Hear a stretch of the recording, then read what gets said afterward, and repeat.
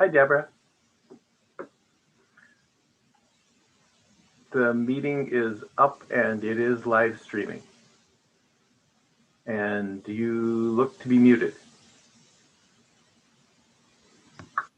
Sorry. There you go. I'll plan to wait until the time we start to turn on recording. Okay.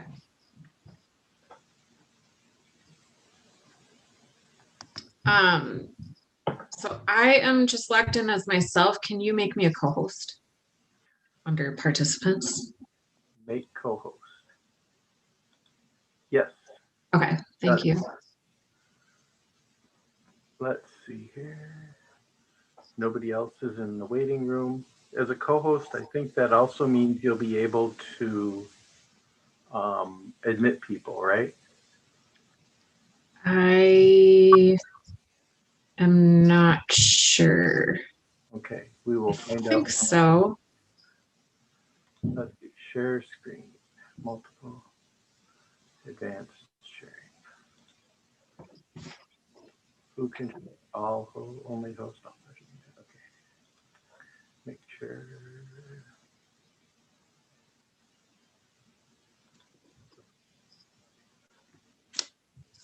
Okay, so as of now, you should only see the agenda. Okay. Is that how it looks to you? Yep, I see you too, but I don't know if that's just my Oh, that's right. There you are in the upper right corner. Zoom setting.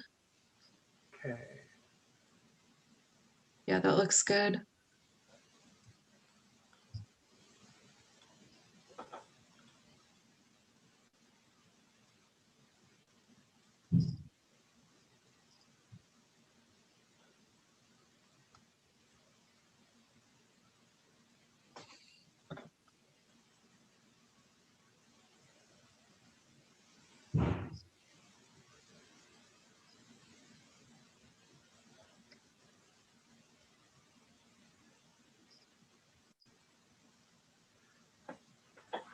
Okay.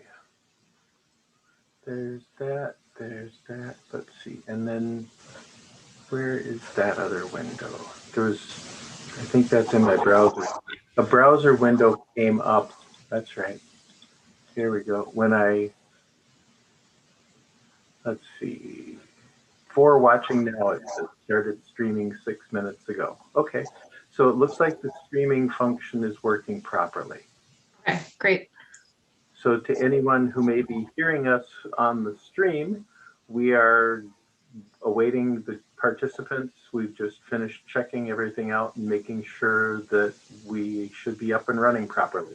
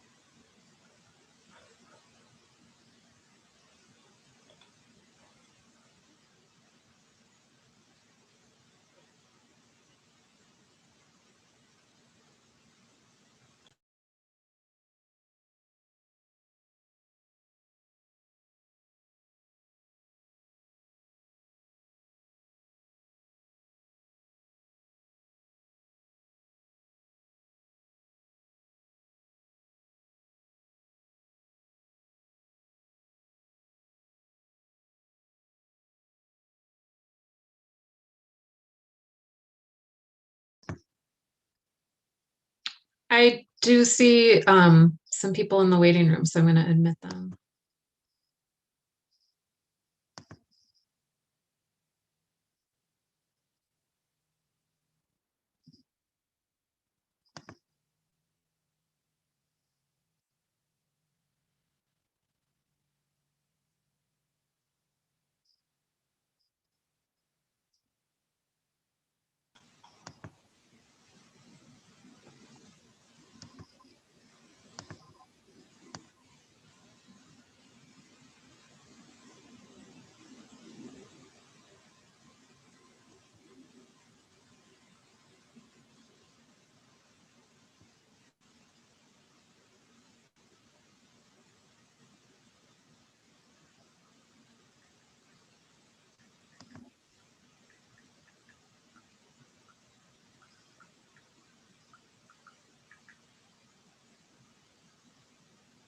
There's a Matt, Charlie, and Ollie. I think that might be Lene. Do you think you can change your name?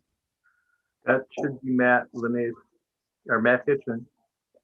He and Victor Sanchez. Oh, that is. Oh, sorry. Okay.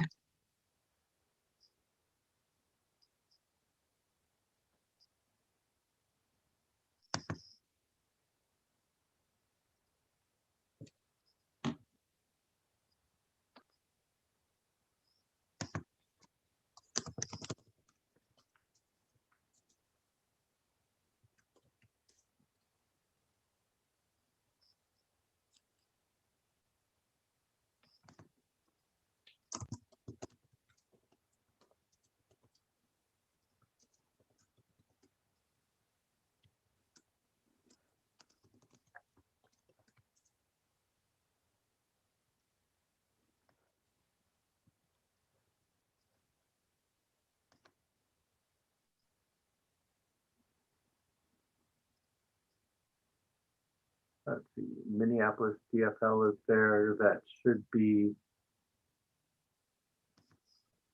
Devin.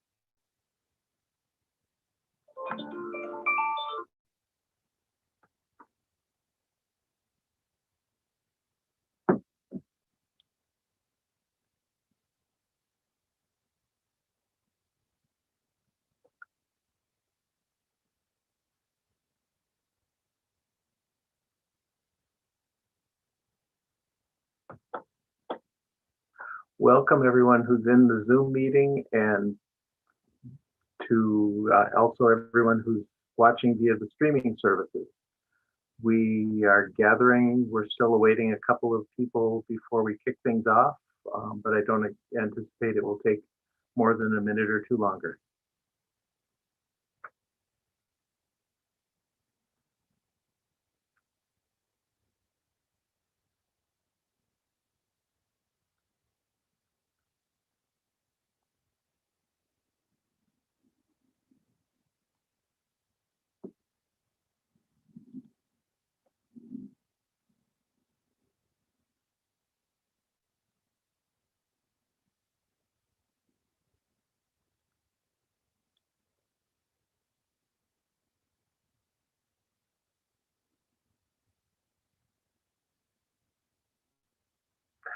Okay, I think we have everyone that we are expecting for at least the first 45 or 50 minutes of our agenda.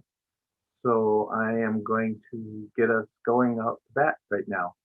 My name is Barry Bornbrock, and along with Deborah Copperwood, we're co-chairs of the committee who've been supporting the Ward 13 virtual caucus and now ward convention activity, along with the help of a lot of other volunteers through the Minneapolis DFL. Welcome. We're glad you're here to get to know the candidate for the city council seat in Ward 13 a little better. And also you'll have an opportunity to hear from the Park Board District 6 candidates as well at the latter part of the meeting. On the screen, you should see the agenda and the timing we're attempting and planning to keep. And so with that, I am going to turn it over to the chair of the Minneapolis DFL, Deb Hogan, for his welcome. One moment. Right. I set that. I think, Devin, I need to make you the host, or can you just take it from here? Nope, I can just take it from here, I think. Go for it. Well, excellent. Thank you. Thank you, Barry. Thank you, Deborah. Hello and welcome, everyone. My name is Deb Hogan. I've had the pleasure to serve as your Minneapolis DFL chair since 2018. And as a person who's voted Democratic their entire life, a farmer who runs a cooperative market garden on Nicollet Avenue, and a laborer who serves as the parliamentarian of my union's local, I'm very proud to call myself a DFLer. Also during this Pride Month, I'm super proud to be out as a queer and non-binary person. I want to say that representation matters and I see you. As your party chair, I've helped to spearhead the effort to reinvent caucuses from scratch and put them on the internet this year due to COVID. We've more than doubled our caucus turnout from 2017. And to my knowledge, 2021 has been the best attended caucus in decades, with the notable exception of 2016. I do want to give a special kudos and thanks to the members of the Minneapolis DFL Central Committee and to the 60 participating campaigns citywide for spending a lot of time together since last October to help put together everything and make it all happen. Also, a special shout out to our ward committees who are putting on these events today. Barry and Deborah have been excellent volunteers and helpers in all of the behind the scenes work that we've had to do. And also want to say thank you to everyone who's attending live or recorded during this hot summer Sunday. As Barry mentioned, the purpose of these events is for you to get to know the candidates better and to give the candidates an opportunity to have more time to explain why they're asking for your support. We sent a form out for delegates to submit questions, and these questions will be used for a candidate forum later in today's event. As the chair, the endorsement is actually my favorite part of all the work that we do. It's Democrats agreeing that this is the person who most supports our values as a Democrat. In a big tent, there's always going to be disagreements, but endorsement emphasizes us coming together. And I think that's pretty cool and something to celebrate. My second favorite part is that I get to flex on how your ward has influenced in my life in Minneapolis and how it's meaningful to me. And I'm very, very thrilled to say about Ward 13 that I have been a licensed historic streetcar operator on the historic streetcar line around Lake Harriet. And boy, howdy, that was one of the most fun and ridiculously silly things I've ever done. And can't wait to get back to it. Highly, highly recommend anyone who hasn't done it to do so. And it's really cool. I mean, like it's a bunch of people that just in their spare time are blacksmiths and put these 100-year-old vehicles back together and back on the rails. So I'm sure a lot of you have taken advantage of that, but yeah, very special to me in Ward 13. Now onto the contractually obligated part to pass the hat. Minneapolis DFL is a 100% volunteer run and sustained on small dollar donations. Right now, our average donation is around $22, $23, and every bit helps us to do the work. You can donate any amount at minneapolisdfl.org/donate. That's minneapolisdfl.org/donate. And if you haven't given to a political candidate or party this year, you can get up to $50 of your donation refunded via the Minnesota Political Contribution Refund Program. Now, finally, I do want to explain some things about your ballots. So the balloting rules are the same citywide, and those rules are that ranked choice goes until there are 2 candidates and no endorsement left. The fact that there are only 2 candidates running in this race, you'll only see 2 candidates and no endorsement on your ballot.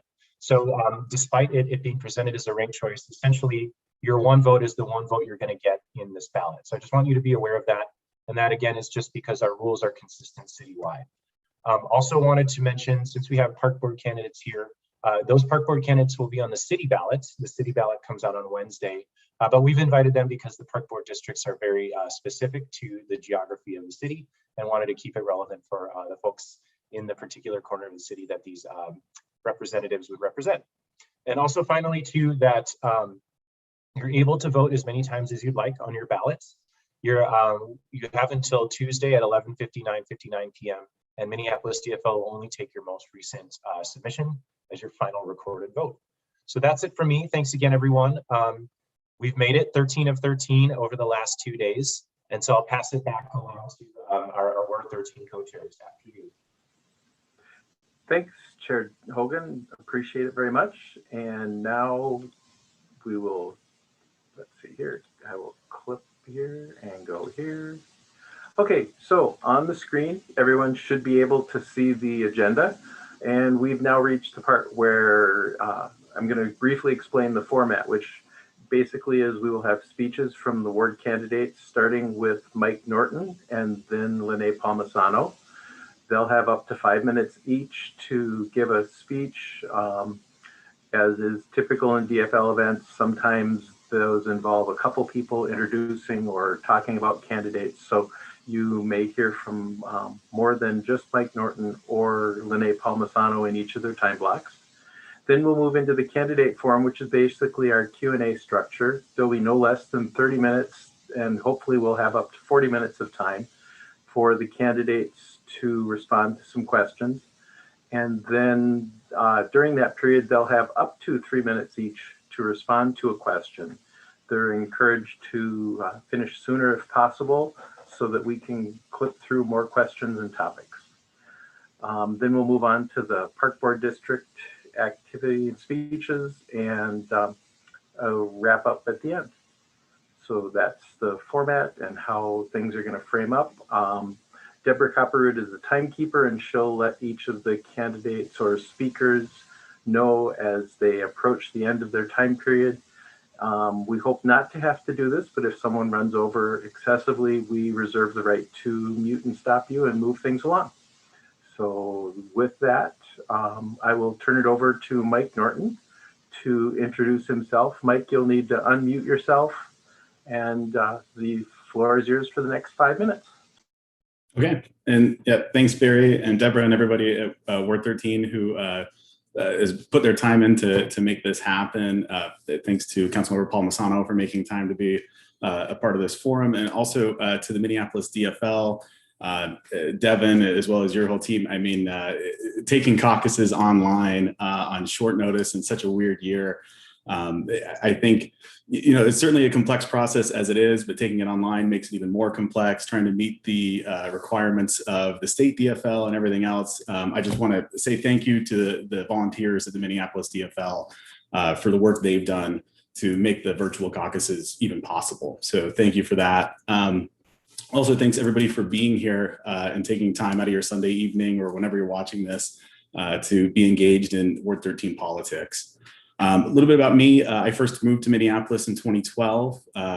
My wife, my stepdaughter and I moved to Lyndhurst in 2014. Our daughter attended Burroughs at first and now is at Justice Page, where my wife's actually the vice president of the PTA. My stepdaughter is actually the co-founder of the Green Team there.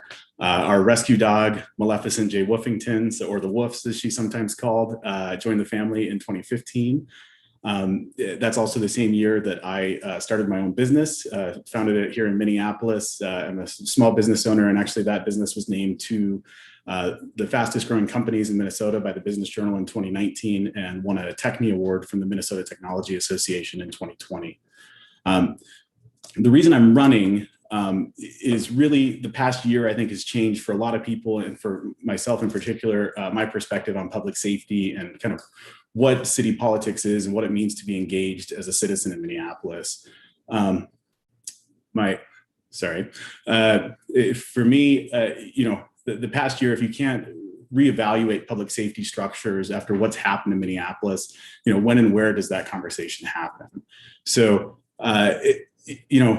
for myself, for many of my neighbors, I think we've been frustrated with the lack of real significant and substantive change to public safety policies over the last year. It feels like we're maybe losing a little bit of momentum, even though we all kind of agree that there needs to be real change, there needs to be structural reform. And I kind of look back to, for instance, Sandy Hook. After that massacre took place, there was so much effort and energy behind real gun reform and real changes to access to buying guns, to background checks, universal background checks, things like that. And that fell apart because I think it stalled out. And I think we risk that here, where if we don't actually make an effort to meet the moment on public safety reform, we could miss changing something that really needs to happen. So I'm asking my Ward 13 neighbors to support my campaign and meet the moment. Thank you.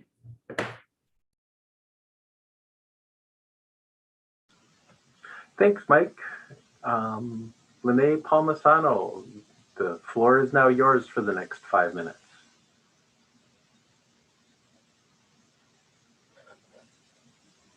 I'm not sure who will start out for your group. If I need to unmute someone or if they can unmute themselves, we are ready for you. Barry, as I mentioned, Victor Sanchez is going to be opening up for me. Okay. He's on the call.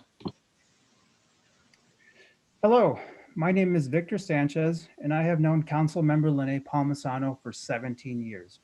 I first met her as Coach Lene on the Southwest High School track team in 2004. I was not an especially fast runner or even a very good student. I was also an undocumented immigrant, a dreamer who came to this country with my parents when I was 4. By high school, I had little ambition, and most of my teachers and counselors didn't know how to help me, and they simply gave up. Minneapolis has been my home for the last 26 years, and Lene took it upon herself to make sure that I had what I needed to succeed here. In addition to coaching me, she helped me realize that I could get into and succeed in college. She helped me navigate the college admissions process and secure the funds that made college possible. Lene has been my coach, tutor, and mentor, who not only made sure that I got into college, but through college, here in Minneapolis at Augsburg. That trajectory was life-changing.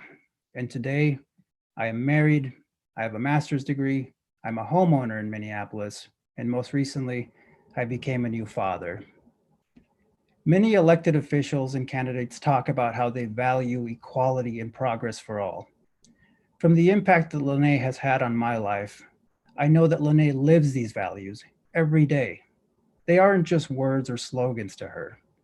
Now more than ever, we need leaders who will live these values and work tirelessly to represent the interests of all Minneapolis residents. Now more than ever, we need people like Lene Palmisano. I'll now hand it over to her family, who haven't known her for quite as long as I have. Thank you. Hey guys, thanks Victor. This is Matt Hitchin, Lene's husband, and I'm here with our 2 boys, mostly willingly. There's a game of tower blocks going over in the corner there that's distracting one of our kids. But quick, just want to say thanks to everyone. And Charlie, I think you have a few words you'd like to say. Yeah. Yep, go ahead. Hi, my name is Charlie, and I know that my mom has worked hard.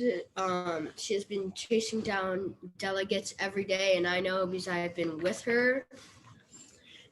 And thank you for everyone that has supported my mom. All right, and then Ollie, a few quick words from you, Ollie. What do you want to say, Ollie? What do you want to say? Lene, all the way. Lene, all the way. There we go. All right, that's it. Thanks very much. All right, then I'll pass it over to Lene with that. Over to you, babe. Thank you, family. Victor, your voice in our community means so much to me. You know that, and it means so much to everybody here. And to Matt, Charlie, and Ollie, I'm impressed you're able to be attentive for this long. I couldn't dedicate myself to this job as much as I do if you weren't so patient to me and with me. And I hope that I've made you proud. I'm Lene Palmisano, and I've been honored to be your city council member for 7 years. I want to show appreciation to the Minneapolis DFL and their volunteers for their tireless work, compiling data, putting on these events, and working hard to develop this process online this year. I also want to thank Mike for being here this evening as well. I'm looking forward to an honest, positive conversation about the issues facing Minneapolis. As you know, our city has faced unprecedented challenges over the last year, and we've been forced to address some very important issues. Issues like transforming public safety, addressing a global health pandemic, and continued crises with affordable housing. We've done a lot so far. There's still a lot to be done. I've lived in this community for 22 years and been part of both the private and public sectors, but a constant presence and deeply devoted to my community in every way. I think you'll find him a familiar face across the 13th ward.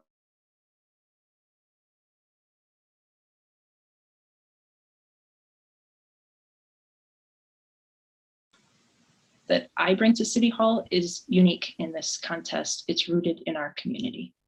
I don't focus on building a celebrity profile. I focus on building consensus. I don't offer platitudes. I offer policies. Our city's future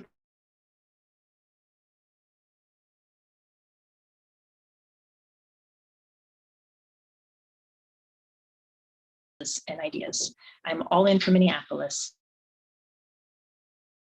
Thank you. Thanks, Lene. Appreciate the remarks from you and both candidates, from you and Mike Norton. Let's see, I'm going to take a quick minute here to go back to sharing. Here we go. So we're going to move into our next segment, which is the candidate forum or Q&A. As you can see on the screen, here's a brief overview of how we got to the questions that we'll be sharing with and asking the candidates to address. Based on our current timing, we should definitely be able to get at least 35 minutes, maybe 40 into this forum. We, as part of the balloting, gathered questions from Ward 13 delegates. Over 40 questions were submitted, and they were grouped in any of 6 topics, which you'll see in the middle of the page there, or the category of other, and there were some others submitted. Given how much time we have available and that we wanted candidates to be able to substantially address a question, we certainly aren't going to be able to get through all 40. If we can get to 9 or 10, that would be wonderful. So Deborah and I took a little time to try and look for themes and generate questions that were based on what came in and might not quite look like what you may have submitted, but you may very well recognize your question in one of the ones that show up here. So the next part of the format, we will start moving through questions, and the candidate who gets to address any given question first will alternate. Lene will start with the first question, Mike will start with the second, so on and so forth as we go along. And here we go. We're going to kick it off with some quick questions first. First question is, answer this yes or no, please. Will you abide by the DFL endorsement and help your opponent be elected if they are endorsed by the delegates of this ward? Lene, you're first up on this one. Thank you, Barry. Yes, I will. And Mike? I think it's important to decide in November, so no, I won't. Thank you for your answer. Second question, without elaborating, and Mike, you go first on this one. Name 2 things that have gotten worse in Minneapolis in the past 20 years. Trust in public safety and the Timberwolves. And Lene? The 2 things that have gotten worse in the past 20 years are racial disparities and economic inequality. You see these in our housing crisis. Thank you. Lene, you're first up on the third question. Again, without elaborating, please name 2 things that you think have gotten better in Minneapolis in the past 20 years. Well, the first, I think, is participation in democracy. Voter turnout in presidential, midterm, municipal years, diverse representation, accessibility to the ballot by way of no excuse absentee balloting and early voting and ranked choice voting, that's gotten a lot better. Second would be, I think, our efforts to combat climate change. 20 years ago, we didn't even discuss our carbon footprint as a city, and now we care about it a lot. Yeah, and maybe just to echo Councilmember Palmisano's last point, I think the environment and in particular greener transit options in the city of Minneapolis have really improved over the last 20 years. The other thing that I think has gotten better over the last 20 years are the Minnesota links. Thanks, Mike. Okay, next question. Mike, you get to address this one first. Which sources will inform your decision-making process when you vote on policies that affect Minneapolis residents in Ward 13 and beyond? We'd like you to please be specific about naming people or organizations or agencies or publications that you consider credible sources of information. Sure.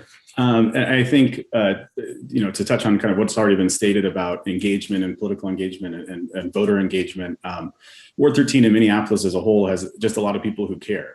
So there's already some great organizations within Ward 13, like Area, Core, the existing neighborhood association. Beyond Ward 13, there's groups like Community Power, Stonewall DFL, which has endorsed our campaign, neighborhood businesses, there's labor organizations and workers. There's also, being more specific, some great reporters at news organizations like The Reformer, the Star Tribune, Minnesota Public Radio, the Sahan Journal, other places like that. But really, to me, there's no substitute for being there yourself. And I think physically going to places and kind of seeing and understanding what's happening, whether it's in Ward 13 and meeting with neighbors, or a place like George Floyd Square, or I was actually just on Lake Street at Girard a few nights ago just to try and get a better understanding of what was happening here. I think physically being somewhere and seeing it for yourself and that firsthand experience is sometimes the most important experience. Thanks. Lene? Thank you. Well, I certainly don't get my news from Twitter. One challenge of this role is that policies that we make have to be applicable to the entire city, and every voice needs to be heard in it. I feel I have an obligation to seek and use sources that are unbiased and give me a clear picture. We live here in Southwest Minneapolis, but we have a big city vision, and we care deeply about being stewards and doing our share. So here's a little insight into how I make decisions, because I think that's what the root of this question was. The first is about listening to the public, right? Building policies based on input from residents instead of trying to sell them on ideas crafted by PR firms or behind closed doors is really important. That's one of the reasons why I worked so hard in 2019 to try and move the city to a biennial budgeting system.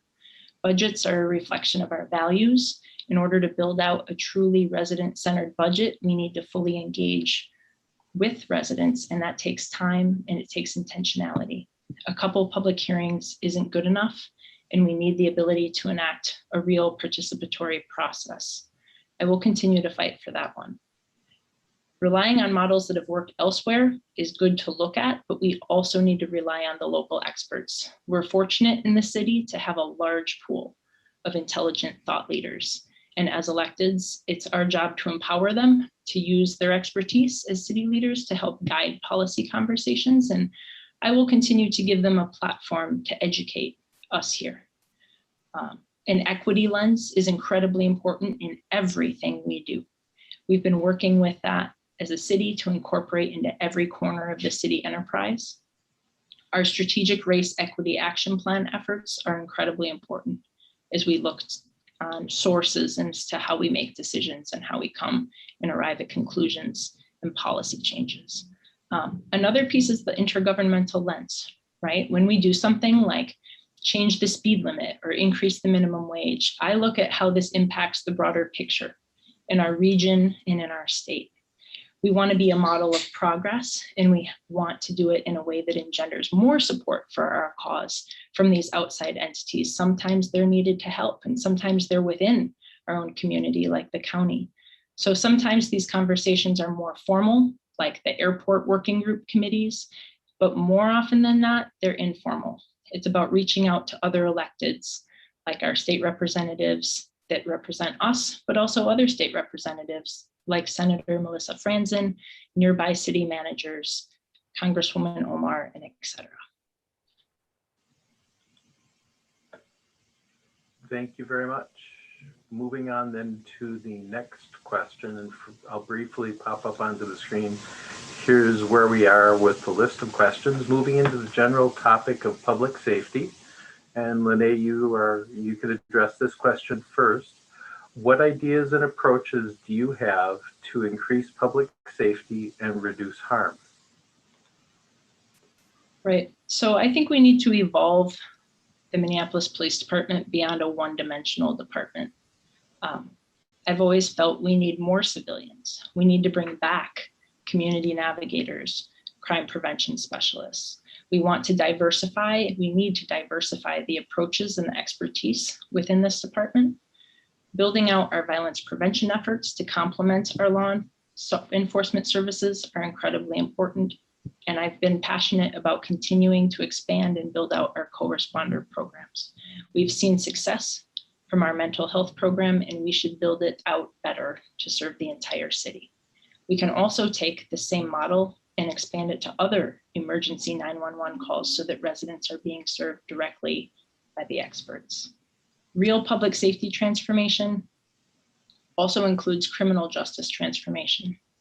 As a city, we've made strides in building out diversion programs to keep minor drug and gun offenders from facing the life-changing impacts of prison time. These education and social service programs help interrupt and end the cycles of violence.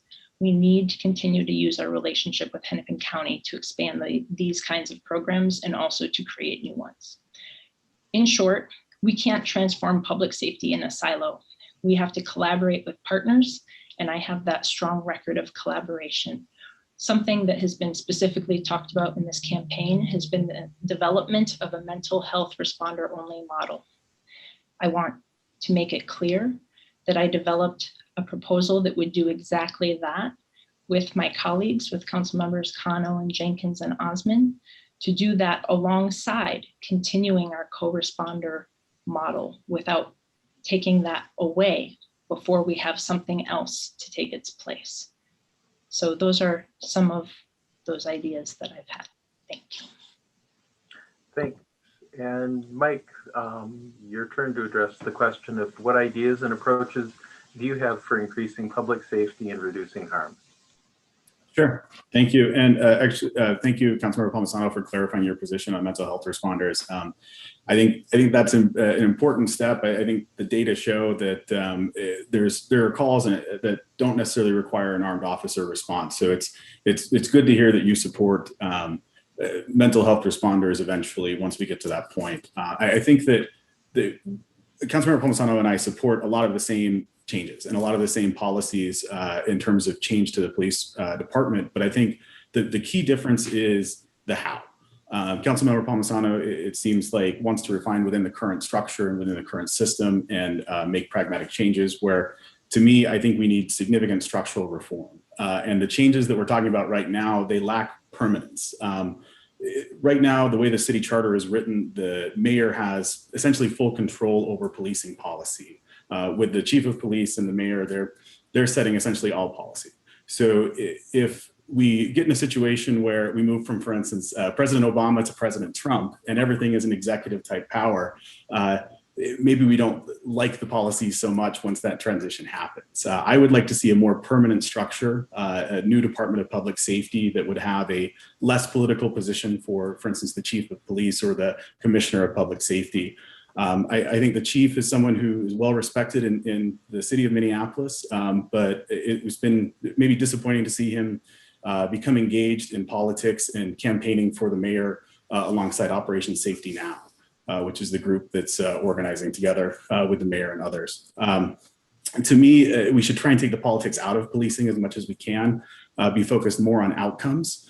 I think we ask police officers to, in many cases, do too much. Mental health responders would ease some of that, as been mentioned before, and there's other areas where we can change. To me, the effort should be more about crime prevention and outcome-based than refining the police department, which in a lot of cases is just responding to something after it happens. If we're taking a more holistic approach, and prevention is a core component of that, I think it takes a different place. Public safety is complex. It's not like there's just a group of bad guys out there that we need to, once we catch the Riddler and the Penguin, everything's going to be fine. It's a complex, multifaceted structure that needs attention, needs a holistic approach, and to me needs a more permanent structural change with the Department of Public Safety. Thanks, Mike. Okay, and Mike, you'll have the first opportunity to address this question, which came in under the category of racial justice and equity. If you are elected, then as a city council member, how would you support a thriving, equitable political economy? Sure, and I like, as an econ major and a business owner, I really appreciate this question. I think before you can thrive, you need stability and you need access. And I think just in terms of the stability component, you look at the civil unrest and everything that's happened over the past year beyond public safety. For a small business owner in Minneapolis, my office is in Lake Town. I've walked around many times over the past year and seen businesses, or excuse me, in Uptown, not Lake Town. My office is in Uptown. I've walked around and looked at a number of businesses putting plywood up off and on, dealing with, non-business related externalities that are deeply impacting their day-to-day business. And I think stability is a critical piece of operating a business, growing a business, and thriving. Beyond that, access is a critical component. For instance, for myself, when I started a business, I was in a position to be able to start it with my own funds, but that's partially because I didn't have student loan debt. It's partially because I came from a somewhat privileged background where I have other entrepreneurs in my family, and maybe I wouldn't have had the same opportunities or been in the same place to actually start a business if I didn't have access to capital, if I didn't have some of that experience that I'd already had. And I think if we can make efforts to partner with community businesses to help them first find stability and then give them the tools to move forward, that's a critical piece. Lastly, one thing that I think was super important for my family when I was building my business was the Minneapolis Kids program at Minneapolis Public Schools. When we were just getting going, we were fortunate to be in a position where my wife had a strong enough income to where we didn't need to rely on my business from the beginning. But, we were trying to save, we were trying to, kind of bootstrap this company. And Minneapolis Public Kids was affordable healthcare affordable childcare where our daughter could be with neighbors, be with members of Minneapolis Public Schools, work on her homework, be in a position to where we could focus on other things, and we had that stability. And then she had that same stability with a snack after school, help with her homework, and seeing her friends. And if we could make something like Minneapolis Kids the default instead of the exception or just an option, I think there are a lot of kids that, maybe that moment of, does this kid get held back, or do we figure out how to prepare them for the next grade?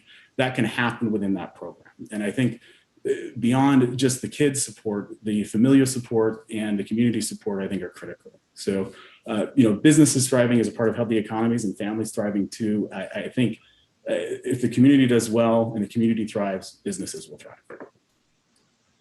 Thank you very much, Mike. Lene, if you are reelected, then as a city council member, how would you support a thriving, equitable political economy?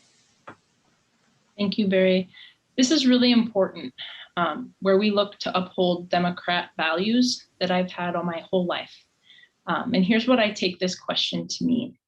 To me, it means income and wealth distribution in a society and government's role in it, whether by subsidy or job training programs in building or helping the health of our small local businesses. Government has a role. And increasingly understood by local governments, this is about equity. Everyone who wants to live and work in Minneapolis should have access to economic opportunities, fair pay, and the right to live with dignity. I think we can do that while also working expressly on economic disparities and striving for fair access to job programs. When people have approached me with concerns about wage theft, about paid sick time, wages, and workplace protections, I've taken action, passing or advocating for ordinances that address each of these issues. I've also authored and co-authored ordinances to protect workers who are often marginalized, including freelance and minimum wage workers. I think this is a place where my public and private experience and nonprofit experience comes into play. Economic disparities intertwine with racial injustice. I will continue fighting to ensure that everyone in our city can make these ends meet. So, introducing, successfully passing a wage theft prevention ordinance gives Minneapolis the tools it needs to ensure everyone working in Minneapolis gets paid what they've earned. I also introduced and passed an ordinance that ensures gig workers, contractors, and freelancers get paid what they have earned. I think it's important that the people that hired to work for our city, the 4,000 city employees that we have, reflect our community. And that's part of why I directed an audit of the Minneapolis Police Department hiring practice to identify any inequities. I also directed our Human Resources Department to review the city's retention of women and employees of color. We've long had a small business department at our city and focused our energy there for BIPOC community members. As we rebuild Lake Street better than ever before, and I'm focused on this work, we are being extremely intentional about how we get money and wealth into this corridor and make sure that it's a thriving place to live, to work, and to own a business. I will continue to partner with those groups and organizations that protect the rights of working people. I will further support investments in workers and small businesses as they navigate all of the fallout and rebuilding caused by COVID-19. Thanks, Lene. Okay, we're going to shift gears a little bit. First, we move into the general topic of transportation. And one of the things I've often heard said and realized about city government is that it addresses all scale of issues. Things like racial justice and equity, like we've been talking about, compete for the attention of the city government and the council with things like garbage, water, keeping the streets clean, those kinds of things.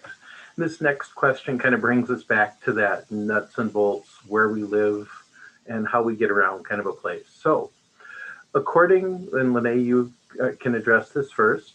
According to the city's street design guide, Minneapolis makes use of approximately 53 miles of parkways, 1,000 miles of roads, and 426 miles of alleys.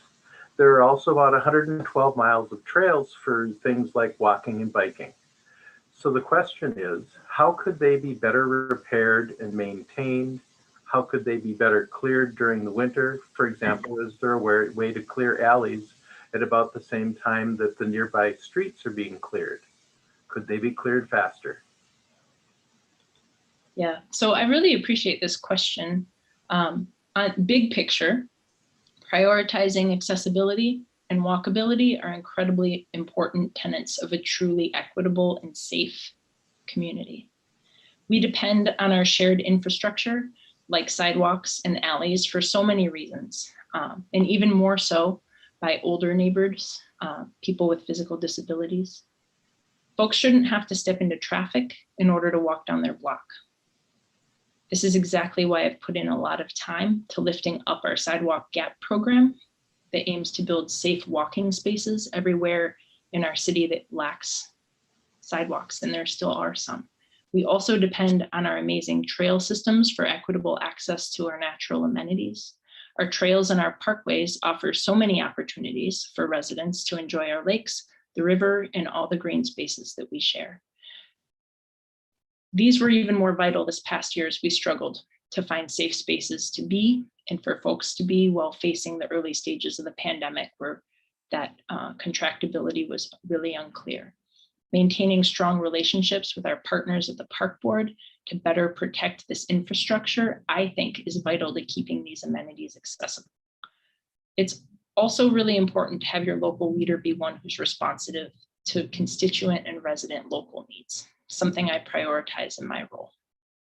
Throughout my tenure as a council member, I've turned this feedback into a public works analysis on what would it take for the city to take on sidewalk clearing around our whole city. I think that as an important first step, we could work to find a potentially viable path forward to this work. That analysis came back and showed that it was pretty unfeasible in the next several years. But ways that we've taken off pieces of it are things like our corner clearing program, right? Making sure the bus stops are cleared for transit.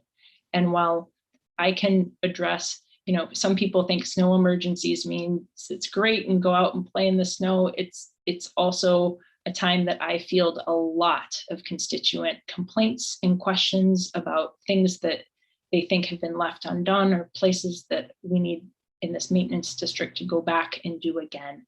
We're working to try and balance and better balance our green initiatives using less salt, for example, on our roads, with being able to keep our roads clear. That's how I would answer this question. Thanks. Thanks, Lene. And Mike. Yeah, thank you. So in terms of, the question we're talking about mobility and especially for vulnerable residents. I think that the sidewalk clearing is maybe a great example of that, where on a winter day, anyone who's had mobility issues, or maybe even just pushing a stroller or something like that, there's always those sidewalks that don't get cleared. There's always, a business that is no longer leasing a space and the property owner isn't coming and clearing that space in front of the business, or the property owner is between tenants and it's not getting cleared, or maybe you just have a resident with mobility issues.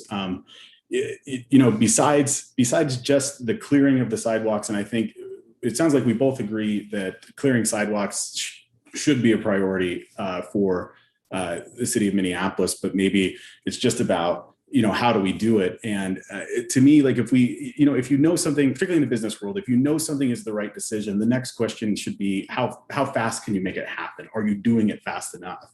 And I think with sidewalks, we kind of know this is the right thing to do. In addition to the mobility component of it, I think it was touched on with salts and things like that. We have really no control over the salts and chemicals that are being put on those sidewalks and going right into drainage that goes into Lake Harriet, that goes into Minnehaha Creek. If the city was managing that, we would have more control over what was placed on sidewalks and what kind of happens there. So to me, it's important, if the city knows and we all agree that this is the right thing to do, I think we should figure out how to do it. Beyond that, I think, in terms of climate change itself, in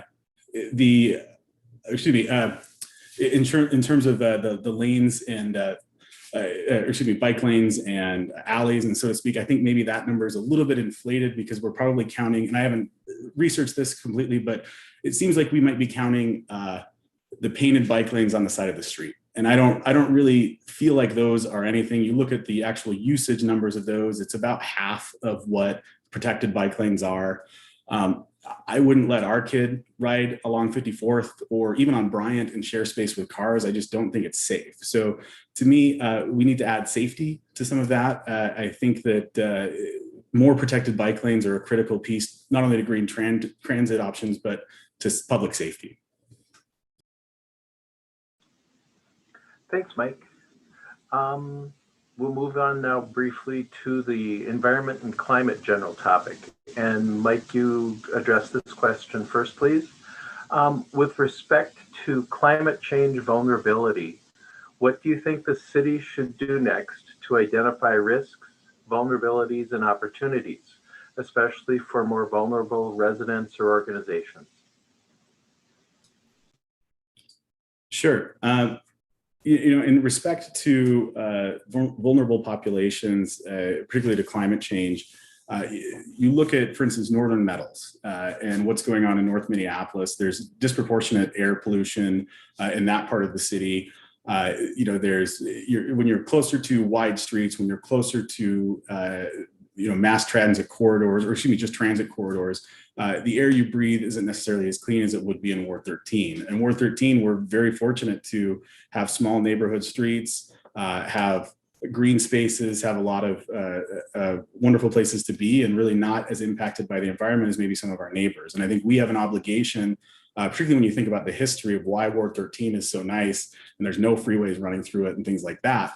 I think we have an obligation to the broader Minneapolis region and to our neighbors to make an effort to help reduce pollution, improve air quality, not just in businesses like Northern Metals and through management of that debacle, but also through reduced trips, through finding ways where we can actually reduce the number of cars on the road. For instance, our employees since 2015 have all been able to work remotely. And to me, reducing trips is a critical piece. It's beyond just kind of, electric vehicles. Even though I drive one, I don't think it moves the needle. I think not taking the trip is what moves the needle if you can. Beyond the actual mobility component of it, the city has partnerships with the utility companies like Xcel Energy, like CenterPoint, and there's opportunities to leverage those relationships for greener energy, for better outcomes. And I think that while there's been council members that have made an effort to do that, it seems like the mayor maybe hasn't leveraged that relationship as much as he could. And I think that would be an area where we could do more. Thanks, Mike. Lene, your turn to address this question. Yeah, climate change is the greatest long-term threat facing our city, our state, and frankly, our world. When we talk about sustainability and combating climate change, we need to focus on our BIPOC communities and how these environmental challenges uniquely impact them. Environmental racism is real and it's very prevalent. This is why it is so important that we require a race equity impact analysis in all of our work moving forward. We do that now as a city.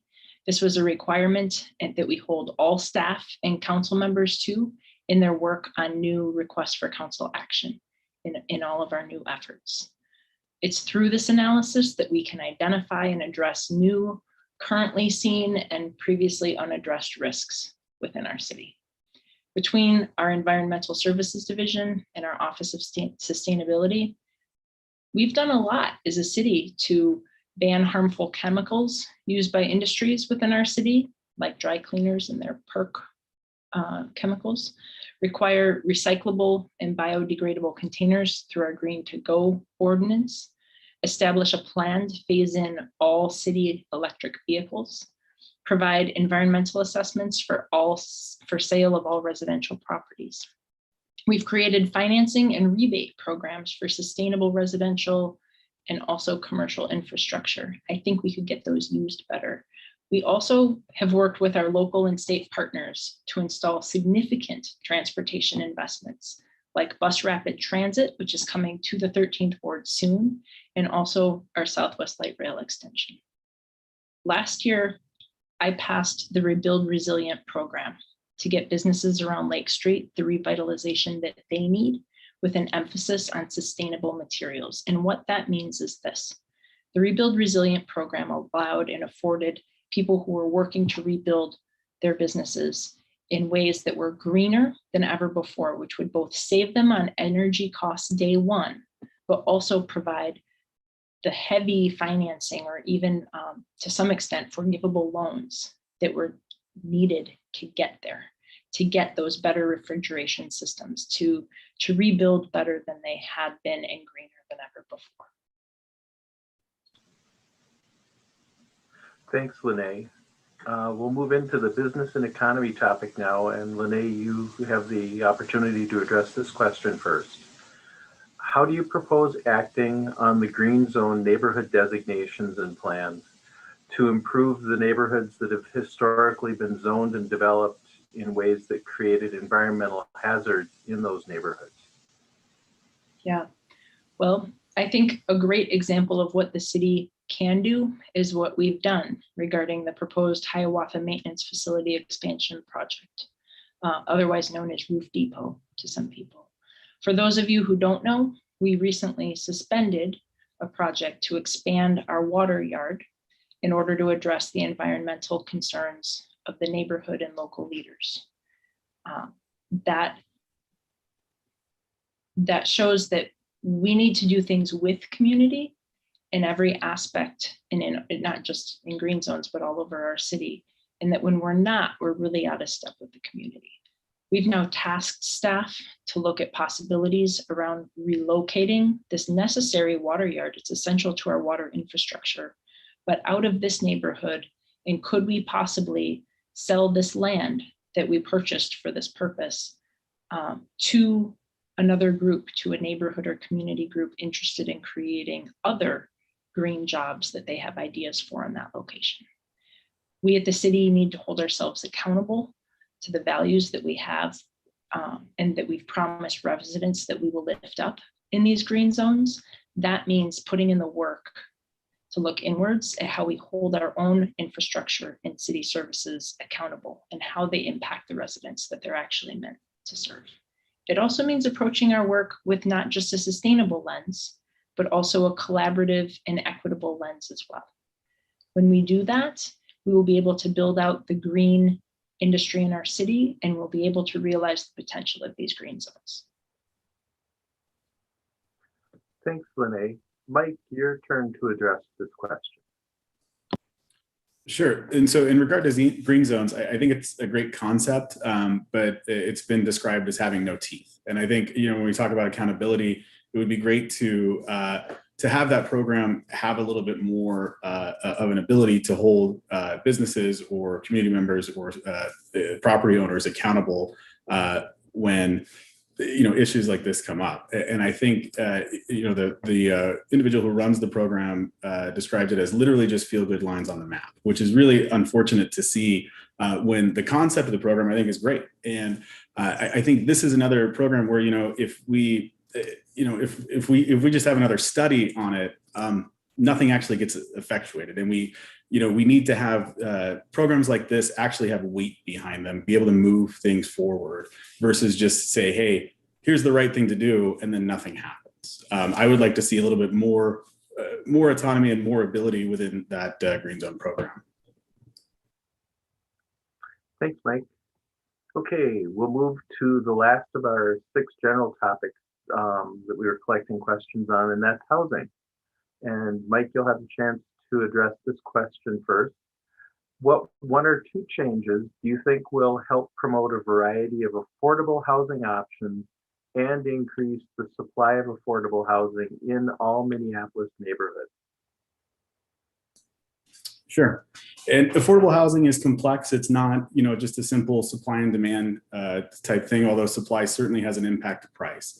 I think more supply is a critical component. I know community members in Ward 13 have a great deal of anxiety around, for instance, the 2040 plan and housing in general that's greater density than single family homes. I think it's incumbent on the council member to spend time communicating what that would actually be. I've seen on like Nextdoor, people saying, is it illegal to build a single family home in Minneapolis now? And I think there's just a general lack of understanding around what housing is and kind of what the new reforms actually mean. In terms of specific components of housing, I would support more density up to the roof line in existing neighborhoods and beyond that on major corridors where it's possible.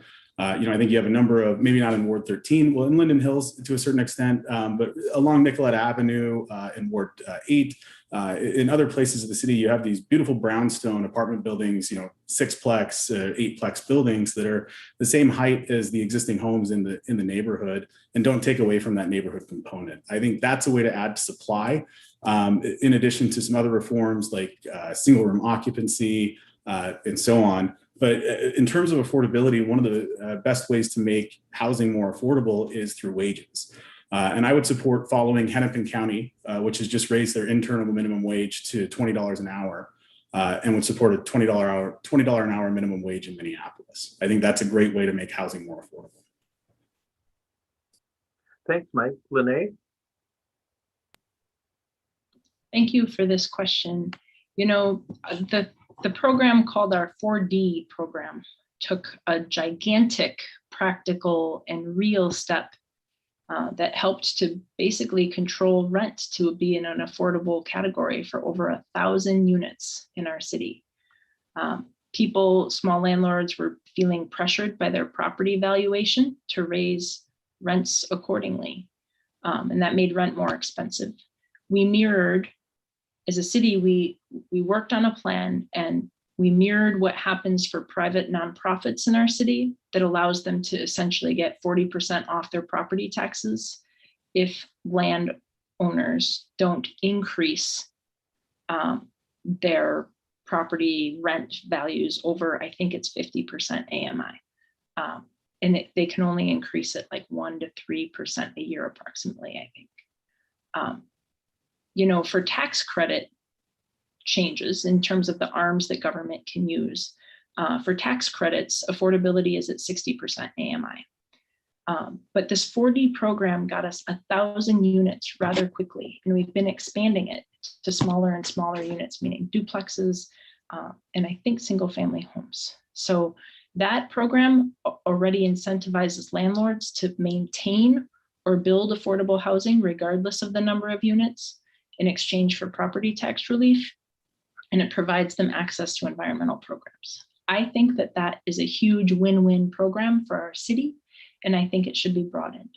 It pairs really well with our inclusionary zoning ordinance that would incentivize affordable units in properties that are greater than 10 units. Thanks, Lene. And I want to thank both candidates for both addressing the questions well and doing so in a timely way.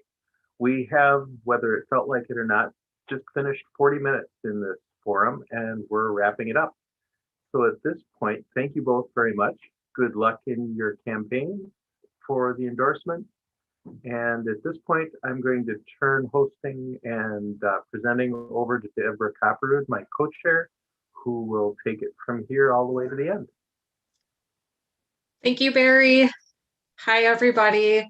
I encourage you to support the Minneapolis DFL and our work by donating online at minneapolisdfl.org/donate. Your donations will help with Zoom accounts, postcard printing, postage, and more. Please be generous. Maybe that means $5, maybe that means $50, maybe that means in the hundreds. You can donate online or mail a check.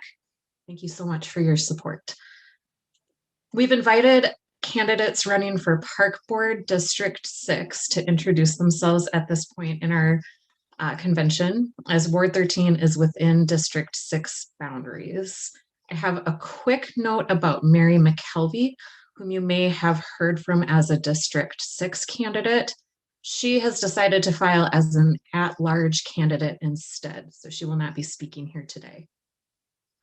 Our Park Board candidates will be on the endorsement ballot for city convention delegates, and we'll do introductions in alphabetical order. We've asked each candidate to talk about themselves and their campaign for up to 2 minutes. So we'll have Kathy Abeni go first, then Risa Hustad, and then Barb Schlafer. So Kathy. Thank you. Hello, Ward 13. My name is Kathy Abeni, and I'm running for Park Board District 6. Thank you for being delegates, and thank you for participating in this important process. Throughout this process, I've tried to speak with as many of you as possible, and frankly, I've been blown away. Minneapolis, the city that I love, is filled with beautiful people who care about each other and our city and our parks. Speaking with all of you has reminded me why I love it here so much. Being a Democrat has always been an important part of who I am. To me, the Democrats are the party of ideas, the party of equal rights and fairness, of justice and peace. To put it boldly, I've always thought of us as the party with the moral authority. But in recent times, the moral authority has turned to moral outrage, and it's been hard. And so the question is, what are we going to do about it? In my discussions with all corners of the district, it's noticeably clear that people are ready for progress and ready to make sure our city moves forward with the fairness that we know is at the heart of our shared values. Another thing that's clear is that people want leaders who can unite us and lead us to a future where every one of us can prosper. We need leaders who will be committed to working together on solutions. We need leaders who will be willing to say yes, but who will also have the courage to say no when they need to. As a civil engineer, who's been working for decades in the public sector, I'll be ready on day one to grapple with the business of the Park Board. I'll be committed to following the mission of the Park Board and making our parks and recreation programs better and more equitable than they've ever been. And if we do this right, there will be more opportunities for kids and young people to develop and explore and to grow up and into their own. There will also be more access for people of all ages and abilities. If we do this right, we'll be stewarding our natural resources, progressing on climate change, and preserving habitat. If we do this right, we'll be leaving a legacy like the one that we inherited, one of the greatest park systems in the country, a system that holds all of this amazing land, public land in the commons for each and every one of us to use and enjoy and be part of.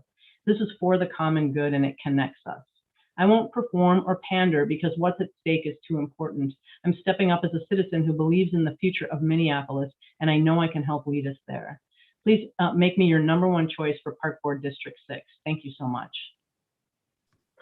Thank you, Kathy. Next up is Risa. Hi, everybody. My name is Risa Hustad, and I appreciate you all for taking the time to hear from all of us today. I want to especially thank the other candidates. As many of you know, this is the 4th virtual convention that we've spoken at today. So I know we're all really excited to talk to all of you, but it has been a very long day. I use pronouns like she and they. I'm a dog parent, and I currently serve as the Capital Long Range Improvement Committee's representative for my ward, Ward 11. I was born and raised in South Minneapolis to a family of small business owners.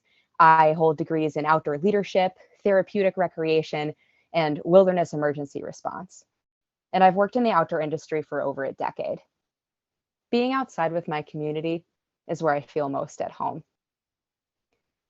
My top priorities for our parks include accessibility, sustainability, safety, and building more robust programming. My work experience is in building and maintaining relationships internationally, and I manage multiple budgets that are in the millions. I'm a leader in the outdoor industry, but the work that made me want to run for the park board was spending the last year connecting unhoused neighbors with the supports and services that they needed in my neighborhood park.